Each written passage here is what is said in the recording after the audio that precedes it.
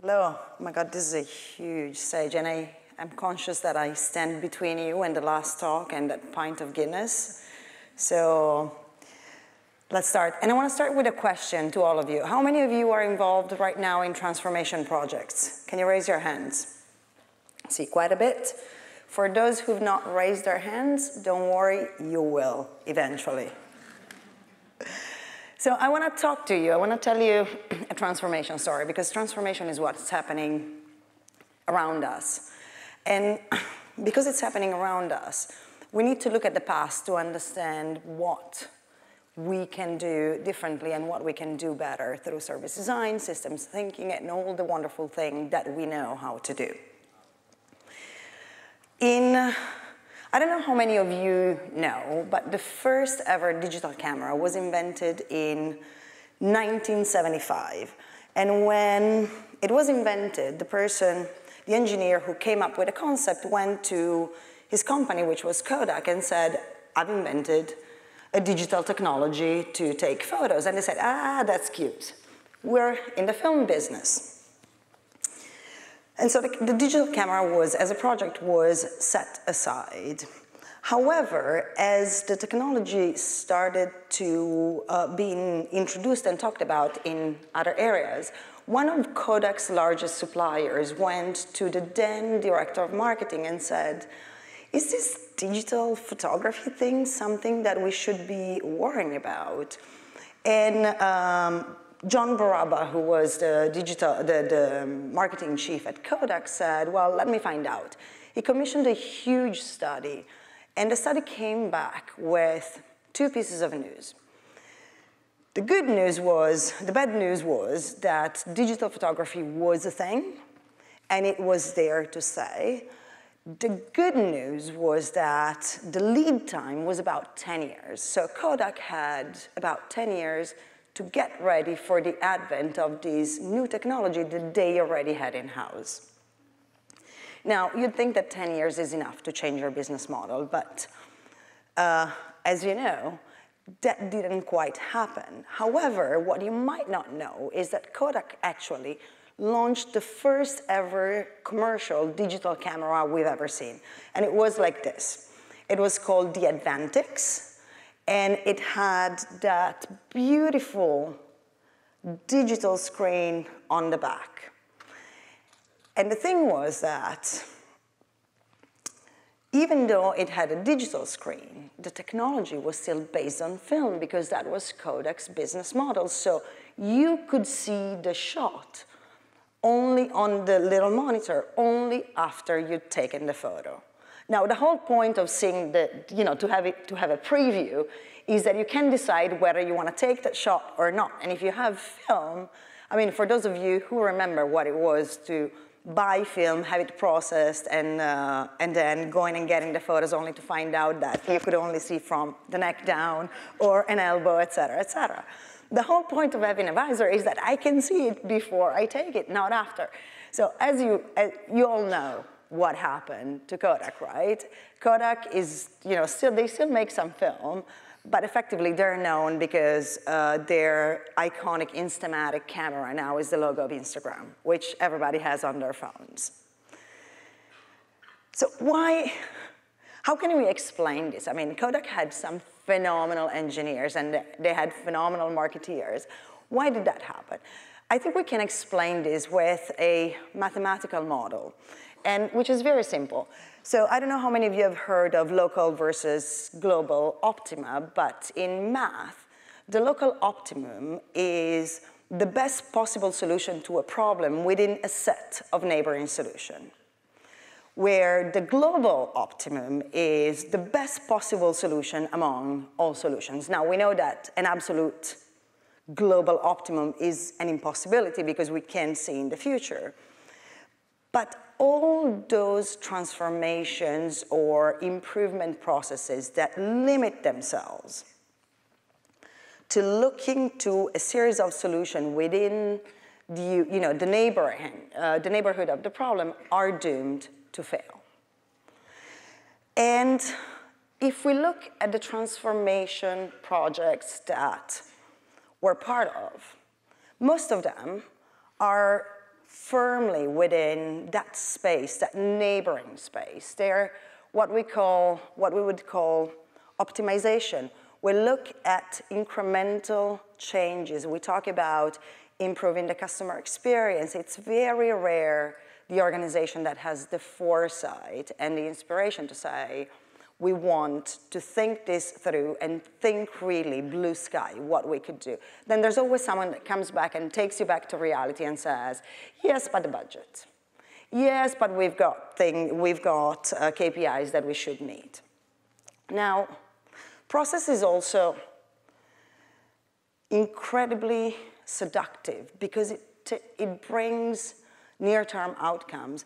And in the reality of the worlds that we move about, especially if you work in a commercial environment, outcomes, short-term outcomes, mean effective cash bonus in the pockets of people.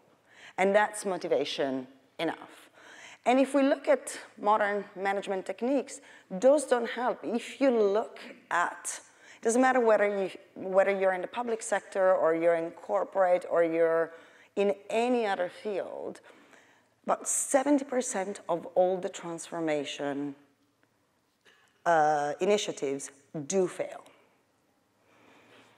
And it's not that companies don't care. It's not that Kodak didn't care about its user. It's not that it didn't care about its employees. The thing is, as companies grow bigger, as institutions grow bigger, even a local council, when a city expands, the stakeholders increase. And the number of people that we feel we have a responsibility towards increases. And so we become risk averse, because what we perceive as the perils of doing something very different are amplified in magnitude.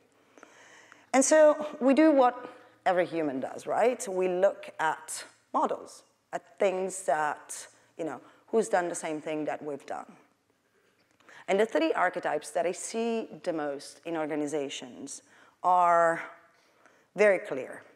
One is what we call the charismatic CEO. This is the knight in shining armor that's going to come and rescue us from ourselves. Let's bring a chief something or other that's going to come and take us away.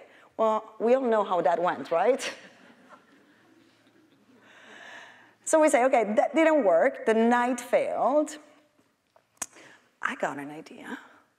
I want an innovation lab. And the idea of the innovation lab, how many of you work in innovation labs? Few? Yeah.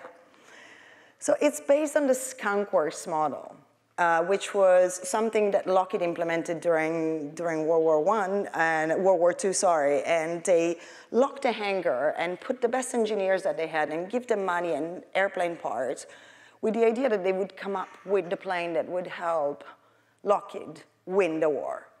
So if you're familiar with innovation efforts, generally is you throw money and toys to people in a room and you expect that they'll create magic. The reality is that by disconnecting the effort from where the problem is, you're not going to have a solution. And if you have a solution, it's by chance. It's generally one-hit wonders, kind of like Milli Vanilli, that one song and then they're gone.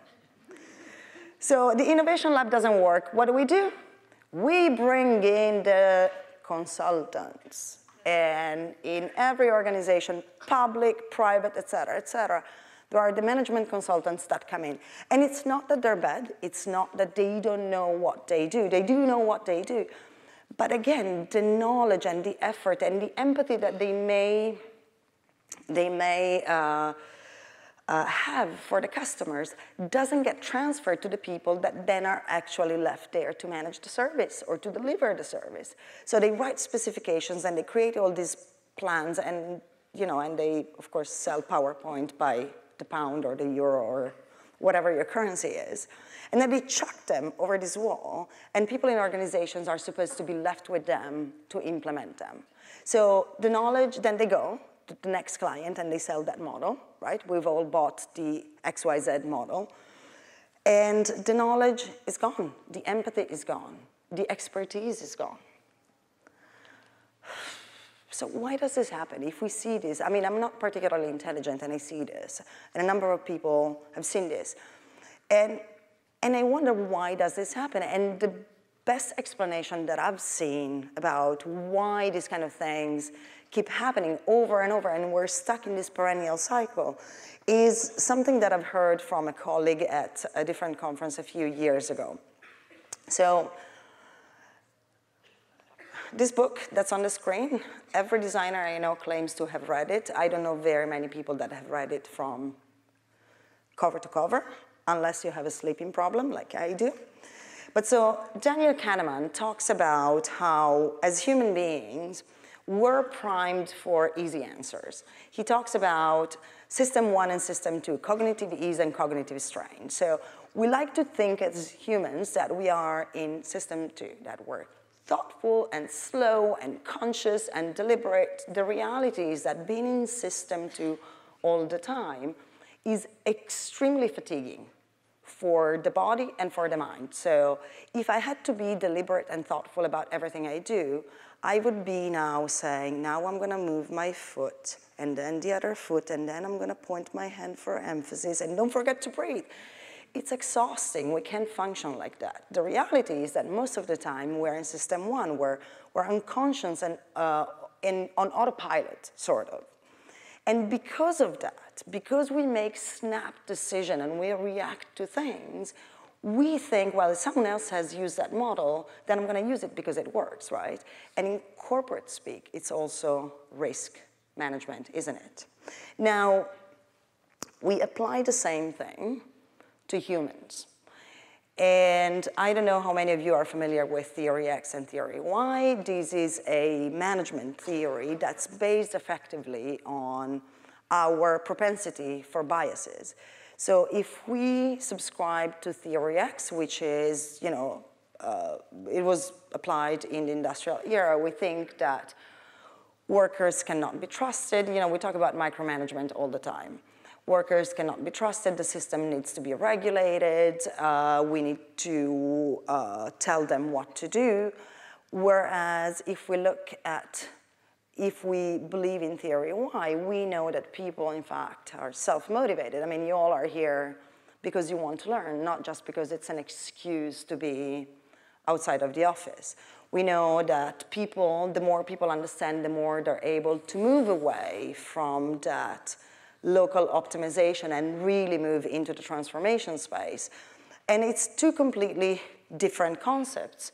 But because we're primed for biases, and these are the models that we see inside the very same organizations we're trying to transform, this is what we tend to apply. If you have a micromanager looking after you, you're probably going to either react and become an anarchist or follow that because that's your imprinting.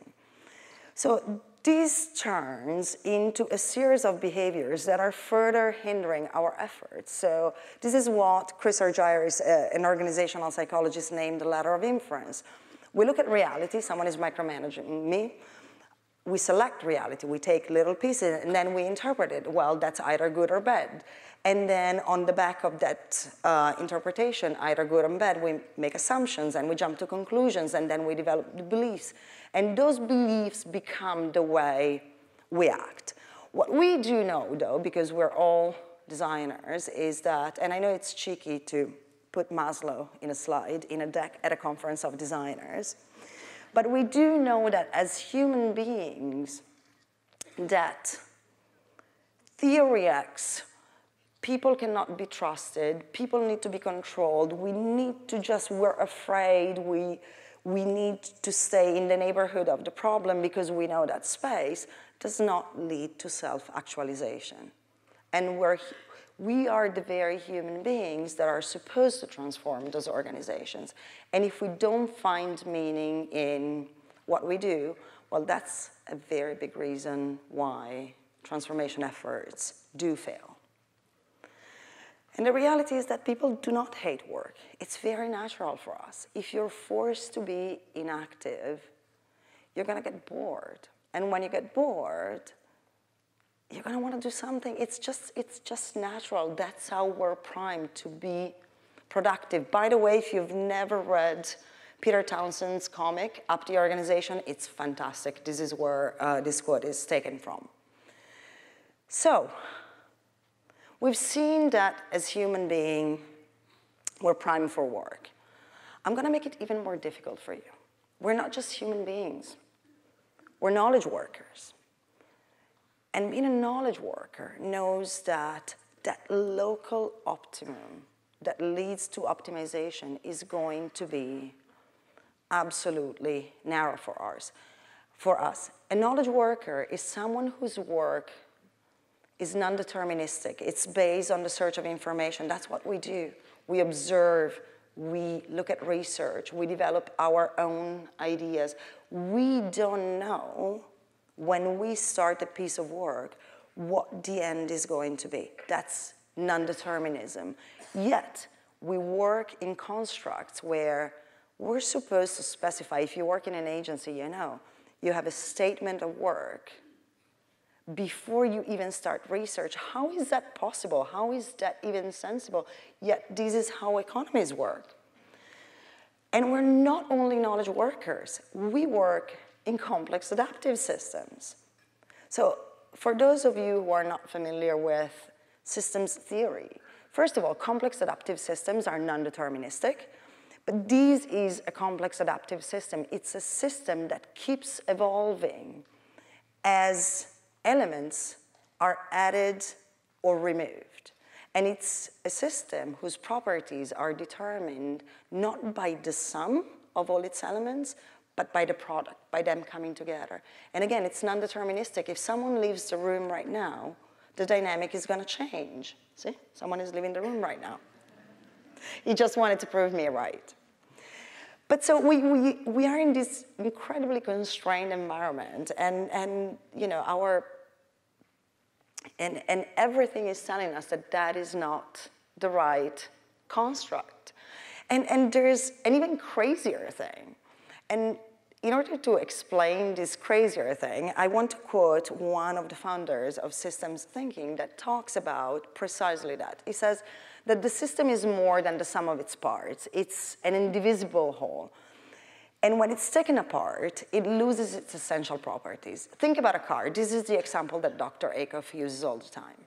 Let's say I want to build the best car possible. And so I have a team of engineers, and I tell all my engineers, go and investigate all the cars that you have and bring me the best part of every best car. And so I get the engine from a Rolls-Royce, and I get the steering system from a Porsche, and I get the, I don't know, the seats from a Tesla, et cetera, et cetera. So I have all the parts that go in a car. And then I put them together. And when I put them together, I realize that what I have is not a car, because the parts do not fit. So when we think about the systems of people, this system of people, the system of people that you work with, do we worry about fit? We think about results. You know, we should think about outcomes, but let's talk about results. We think about results, we think about delivering, we think about changing things, changing services for other people. Do we think about the systems of people where this work is happening? This is how we talk about people. So we recognize the importance of the humans. We talk about them being an asset. Everything begins with talent. We need to win the war. We get very belligerent and very aggressive with our language. And this is how we organize our people. You know, we create a system of people that's really neat. And if you look, you know, at the top I'm smiling, you know, hey, I got it. And as you go down the hierarchy, in my system of people, things start being a little more shaky. I mean, the reality is that this is not a systems of people. I mean, this is a HR representation, isn't it? This is the reality. This is what really happens. And these are not. So we think we got it all figured out, right? But if we don't keep these things in mind, This is not mine, by the way. It's, I got it from the internet, but it's phenomenal to explain it. But so, reality is a little different. However, because we tend to subscribe to our theory X, our beautiful management theories, our things, when we choose to make investments, when we choose who we're going to focus our efforts on, we talk about potential and performance.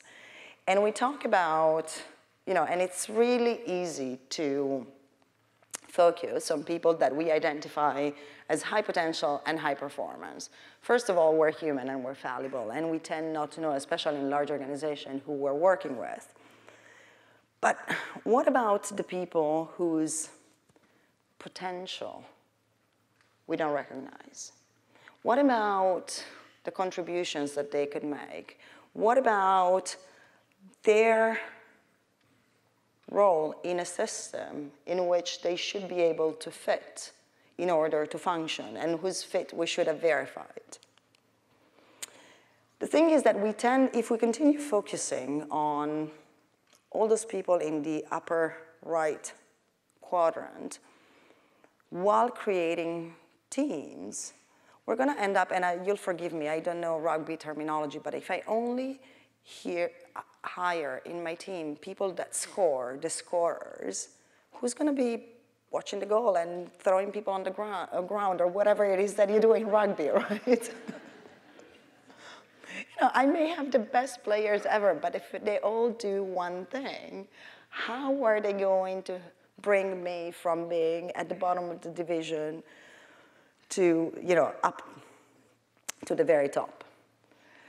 Well, fortunately, we see all these things, and we should be, I think I'm lucky because I work in a place where I can talk about this kind of things without, without people staring at me like I have 5 heads.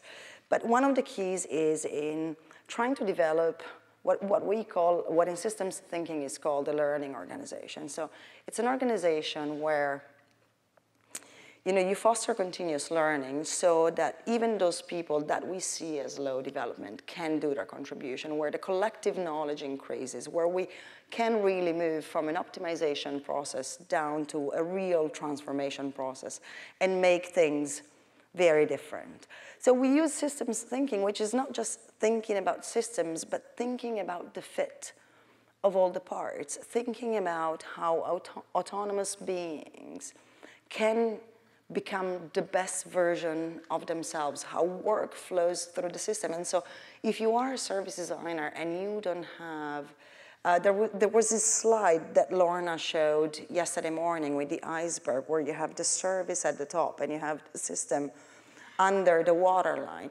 If you don't understand the human system, the social system, what is called the socio-technical system, and your organization doesn't continue learning, can you really change the service? Can you really deliver a service? I got some questions about that. Now, the thing is,